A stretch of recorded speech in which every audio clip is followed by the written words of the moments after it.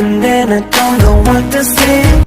Hey, hi to all, and let's talk some solid talk. Solid, just like metals. And for metal, I can say that the metals are the backbone of civilization, economic growth, and long-term wealth creation also.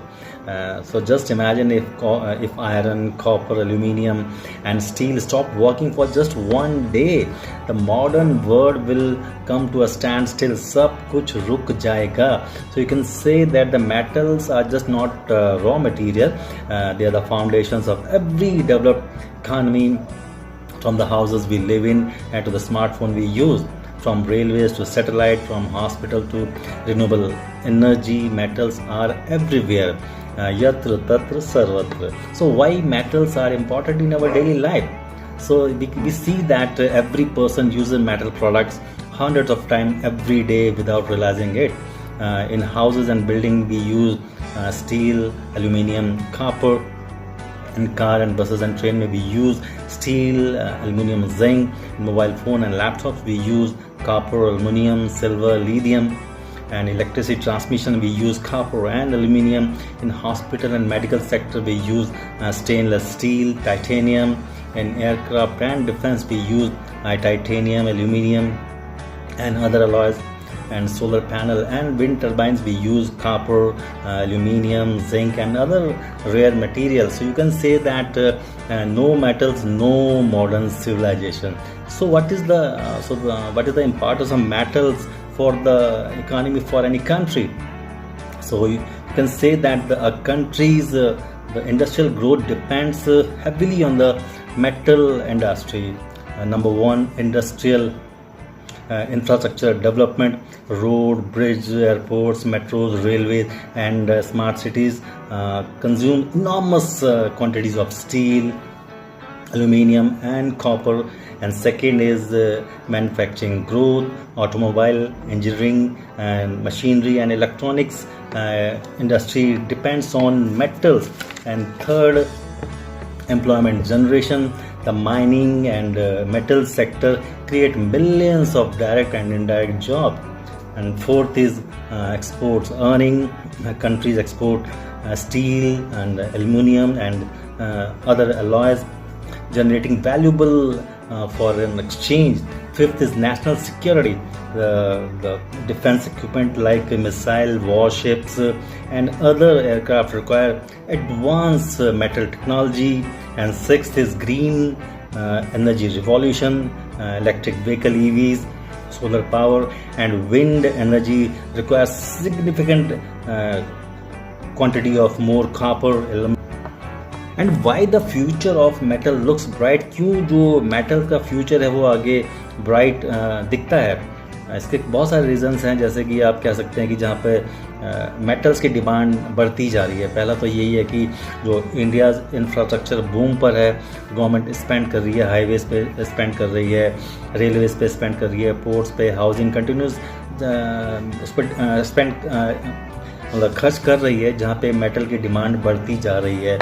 और हम EV की बात करें तो EV बहुत ज़्यादा copper use करता है, जहाँ पर जो कन्वेंशनल व्हीकल्स हैं उनके मुकाबले.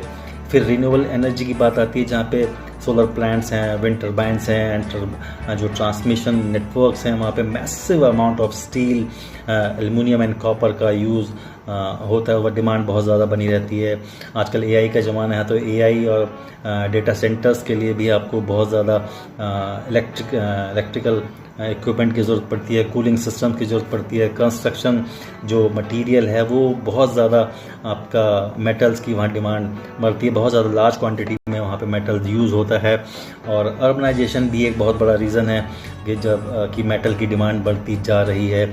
हम लोग बहुत सारे लोग अब शहरों में बस रहे हैं, वहाँ पे हाउसिंग की, ट्रांसपोर्टेशन की, यूटिलिटीज़ की डिमांड बढ़ती जा रही है, जहाँ पर मेटल का यूज़ बहुत ज़्यादा हो रहा है. और चौथा ये है कि मैन्युफैक्चरिंग एक्सपेंशन बढ़ता जा रहा है. अगर हम डोमेस्टिक मैन्युफैक्चरिंग की बात करें तो वहाँ पर एक can increase the long term consumption of industrial metals. बहुत ज़्यादा अगर डोमेस्टिक मैन्युफैक्चरिंग होता है तो वहाँ पे मेटल्स की डिमांड बढ़ती जाती है. कुछ मेजर जो मेटल कंपनीज हैं इंडिया में, आप कह सकते हैं वो टाटा स्टील है, JSW स्टील है, जिंदल स्टील एंड पावर है, हिंडाल्को इंडस्ट्रीज़ है जो एल्यूमिनियम एंड कॉपर में डील करती है।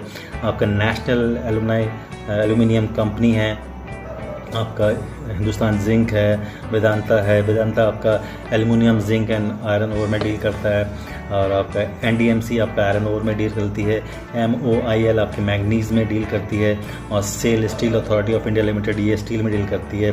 तो हम कह सकते हैं कि वाई कंसिडर, मतलब क्यों हमको जो है लॉन्ग टर्म के लिए इन जो मेटल की जो कंपनीज़ में हमें इन्वेस्ट करना चाहिए। तो इसका जो एक जवाब यही है कि इनमें एक तो पोटेंशियल बहुत है ग्रो करने की, एक लॉन्ग टर्म एक इंफ्रास्ट्रक्चर स्पेंडिंग है, राइजिंग डिमांड है, आपकी EV की डिमांड बढ़ती जा रही है, रिन्यूएबल एनर्जी का भी एक्सपेंशन होता ही जा रहा है, मैन्युफैक्चरिंग में ग्रोथ हो रही है, अर्बनाइजेशन बढ़ता जा रहा है, और ये बहुत सारे रीज़न हैं जो आपके मेटल्स की डिमांड लगातार बढ़ती जा रही है। और मेटल्स की कंपनीज़ में हम लॉन्ग टर्म के लिए काफ़ी अच्छा हम एक अपॉर्चुनिटी देखते हैं कि अगर आप मेटल की कंपनीज़ में इन्वेस्ट करते हैं तो। अभी तक हमने बात की कि मेटल्स के बारे में बात की कि मेटल की इम्पोर्टेंस क्या है, मेटल किस तरह से किसी कंट्री की इकानमी को इफ़ेक्ट करता है, और किस तरह से अगर लॉन्ग टर्म में हम मेटल्स से रिलेटेड कंपनीज़ में हम इन्वेस्ट करते हैं तो क्या एक लॉन्ग टर्म पर्सपेक्टिव के साथ इन्वेस्ट करते हैं तो हमको काफ़ी एक लॉन्ग टर्म का बेनिफिट मेटल्स कंपनीज़ में इन्वेस्ट करके मिल जाता है। तो इसी मेटल्स का एक NFO HDFC Nifty metal ETF NFO market में लॉन्च हुआ है, जो 20 जुलाई को लॉन्च हुआ है। नया फंड ऑफर है और 30 जुलाई को ये बंद हो जाएगा। तो जैसे कि नाम से ही पता चलता है कि ये निफ्टी मेटल इंडेक्स है, यानी जो इंडेक्स जो निफ्टी का जो मेटल इंडेक्स है उसी में ये इन्वेस्ट करेगा। यानी आपका जो कंपनी जो मेटल से रिलेटेड कंपनी जो उस इंडेक्स में लिस्टेड है उन्हीं में आपका पैसा डाइवर्सिफाई हो जाएगा, यानी आपको डाइवर्सिफिकेशन का एक फ़ायदा मिल जाएगा। किसी एक खास कंपनी में आपका पैसा नहीं लगेगा, जो भी कंपनियां निफ्टी मेटल में लिस्टेड हैं उनमें आपका पैसा लगेगा। यहाँ पे आपको पैसिव इन्वेस्टिंग का भी आपको फ़ायदा मिल जाएगा कि जो जैसे उस इंडेक्स की ग्रोथ होगी वैसे वैसे आपके पैसे की भी ग्रोथ होगी। यानी निफ्टी मेटल इंडेक्स जैसे जैसे ग्रो करेगा वैसे वैसे ही आपका मनी भी ग्रो करेगा। और इस NFO के माध्यम से आप के माध्यम से आप इंडिया की ग्रोथ स्टोरी में भी आप पार्टिसिपेट कर रहे हैं। तो ये एक यूनिक कह सकते हैं कि यूनिक एक NFO है जो आपको निफ्टी मेटल की इंडस्ट्री में आप इन्वेस्ट कर रहे हैं। तो ये NFO 30 तारीख को 30 जुलाई को बंद हो जाएगा।